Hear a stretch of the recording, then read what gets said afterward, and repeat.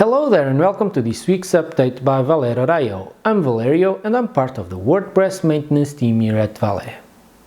WooCommerce released version 4 this week with a refreshed admin interface, new and improved reports and a different notification experience.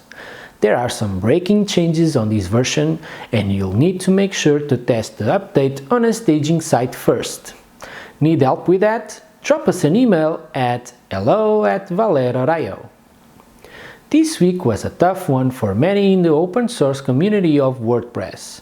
Many locally planned conferences have been cancelled. The European flagship conference that was to take place this summer was also cancelled. Large companies like Yoast are mandating remote work. Valet is a fully remote company. We are happy to answer any questions about working remotely. You can tweet at the WP Valet or send over an email. That's it for the week. Have a wonderful weekend.